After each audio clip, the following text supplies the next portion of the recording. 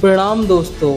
कल की 2898 जिसमें आपने अश्वत्थामा का किरदार तो देखा ही होगा, फ्यूचर के ऊपर बेस्ड इस मूवी में अश्वत्थामा को जीवित दिखाया गया है। क्या आज भी अश्वत्थामा जीवित हैं इस धरती पे? दोस्तों, आज की वीडियो में आप जानने वाले हैं अश्वत्थामा के कितने सबूत और कितने ही प्रमाण पाए गए हैं इस धरती पे जीवित होने के। तो बने रहिए हमारे साथ इस वीडियो में अंत तक।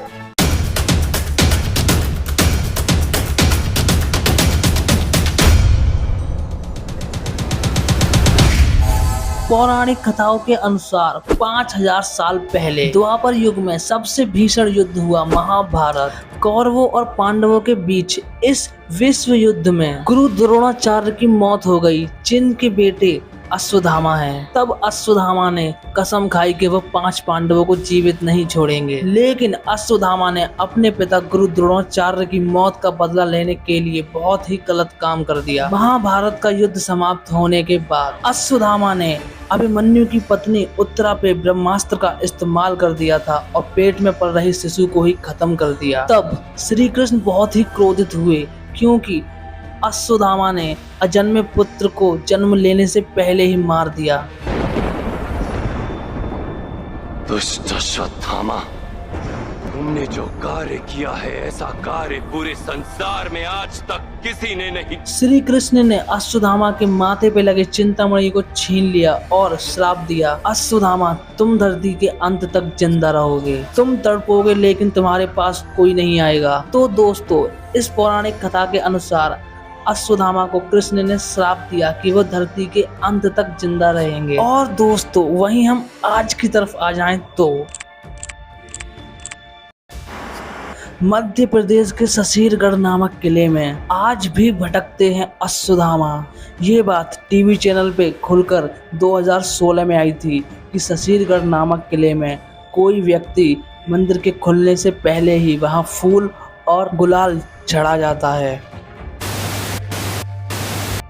अश्वत्थामा जी प्रातःकाल पूजन करने आते हैं और सुनते हैं कि जब पट बंद रहते हैं और जब खुलते हैं तो यहाँ पे बेलपत्र और जल वगैरह सब यहाँ पे बाबा के द्वारा ऊपर चढ़ा मिलता है। और ऐसा 1 या 2 दिन नहीं, प्रतिदिन होता है। वहाँ सुबह जब मंदिर के गेट खुले, फूल और गुलाल वहाँ चढ़ा मिलता है वहाँ के पंडित, वहाँ के लोगों को। और वहाँ के स्थानीय लोग कहते हैं कि हाँ, हमने अश्वत्थामा को देखा है, जिनके सिर से अभी भी खून टपकता है और वह अपने दर्द के लिए किसी डॉक्टर या वैद्य को ढूंढते हैं और कहते हैं मेरा दर्द ठीक कर दो। और वहीं दूसरी ओर गुजरात के नर्मदा नदी की घटना है। वहाँ के स्थायी लोगों का भी वही कहना है कि उन्होंने एक ऐसा व्यक्ति देखा है जिसकी लंबाई आज के औसत लोगों से कहीं ज़्यादा है और उसके सिर से खून निकलता है।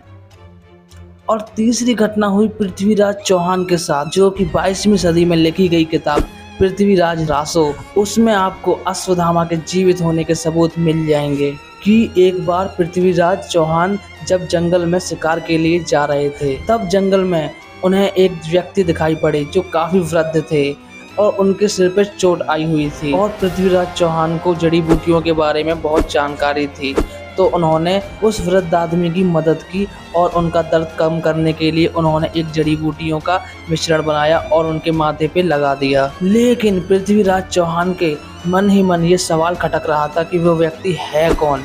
तब उन्होंने उनसे पूछ ही लिया कि हे महादेव, आप हैं कौन और इस घने जंगल में क्या कर रहे थे। तब वो व्यक्ति बताता है कि मैं अश्वत्थामा हूँ, जो महाभारत के काल से आज तक जीवित हूँ।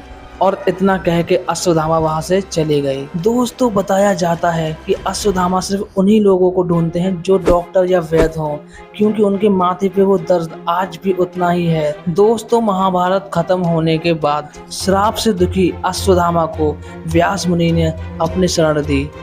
मध्य प्रदेश, उड़ीसा और उत्तराखंड के जंगलों में आज भी भटक रहे हैं अश्वत्थामा। दोस्तों, पौराणिक कथाओं के अनुसार चारों युगों में कलयुग को सबसे बुरा युग बताया गया है और अश्वत्थामा कलयुग के अंत तक जीवित रहेंगे।